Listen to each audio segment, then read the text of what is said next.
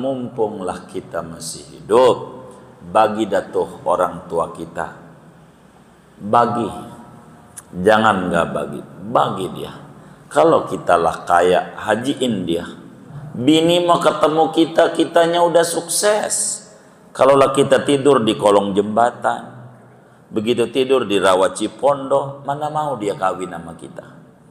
Nggak mau. Tapi orang tua kita nyebokin kita, itu kita kasihlah barang seperak. Tidak sedikit kawan-kawan majelis begitu yang nurut kita ajarin begitu, meski ayah bundamu punya begitu, karena dia diantara sambil contoh yang inget-inget aja dah, karena banyak banget contohnya. Tinggalnya di Patra Kuningan kan daerah elit begitu ya kan. Kalau kita kan daerah alit ya kan. Ini elit, ini daerah bagus dan orang tuanya ada, ya perusahaannya banyak dan anaknya juga enggak manja, dia kerja begitu. Saat itu kerja di Excel begitu di wilayah ambasador. Saya ajarin karena dia nanya bagaimana biar sukses, ente bagi ayah bunda ente biar seperak, bagi. Singkatnya sampai dia ngadu sama kita lagi tuh bocah, udah saya bagi kagak dimakan juga sama ayah sama emak, nggak dimakan, dikumpulin sama ya emak, sampai ya lumayan ratusan juta gitu, enggak dimakan karena masamanya ada. Dia ngadu juga karena namanya bilang nggak makan sama kita. Ini guru bagaimana nggak dimakan? Bilang aja emak biar sedikit dia makan begitu, biar tambah berkah begitu. Kalau enggak ya digunain buat nyumbang apa yang penting dipakai. Jadi cukup sukses begitu. Bocah itu masih muda sudah luar biasa. Kenapa? Karena ada keringat dia yang keisap orang tua kalau masih hidup. Jangan bini mulu begitu. Orang tua bagi. Kalau orang tua masih ada, kasih biar seperak. Biar seperak.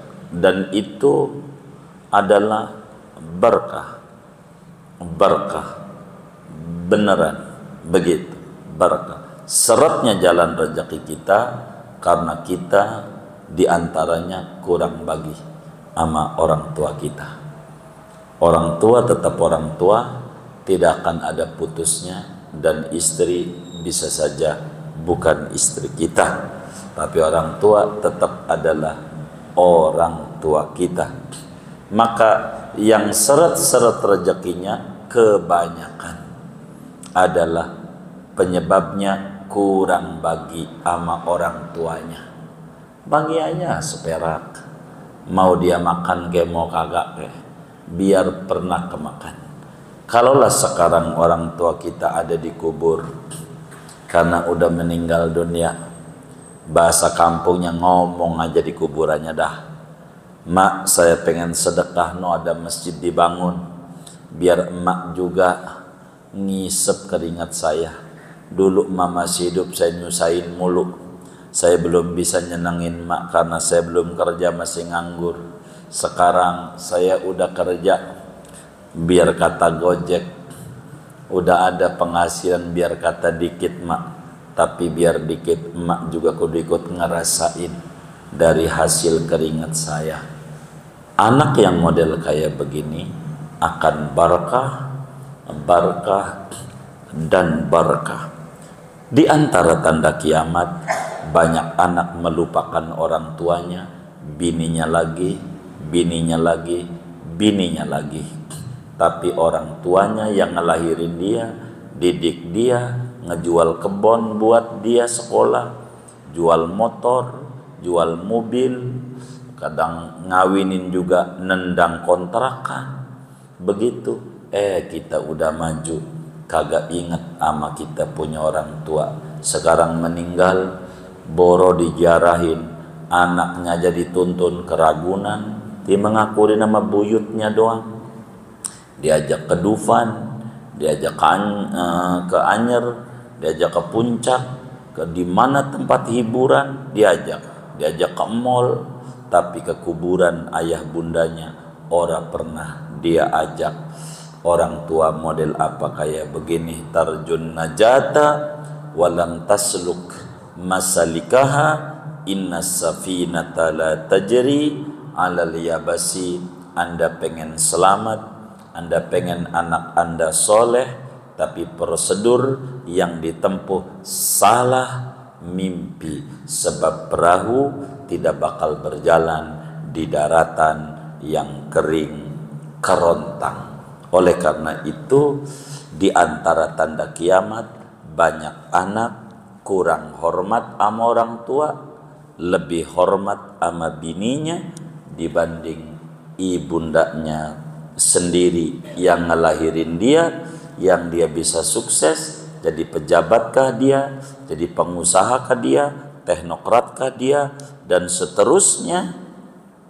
Padahal itu berkat tangisan siang dan malam ibunya kepada Allah, minta anaknya derajatnya tinggi di mata Allah, bukan karena hebatnya dia, tapi tangisan ayah bundanya yang menggoyangkan arsy Allah.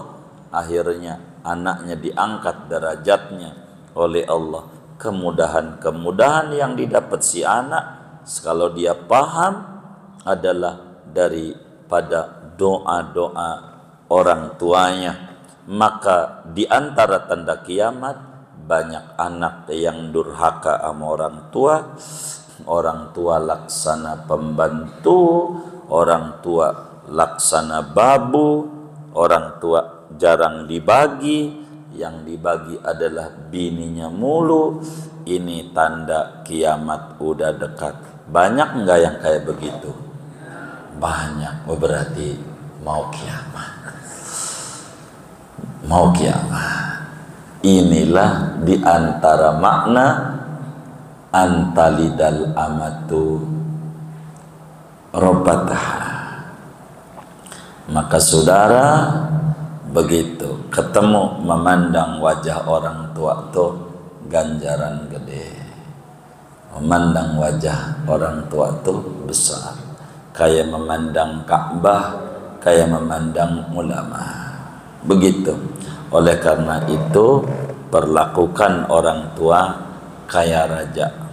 Apa itu kayak raja? Apakah yang diminta dia diupayakan, diwujudkan, meski tidak seluruhnya karena kemampuan kita terbatas barangkali, tapi penuhi keinginan-keinginan daripada orang tua kita, supaya kita enggak kiamat sebelum datang kiamat.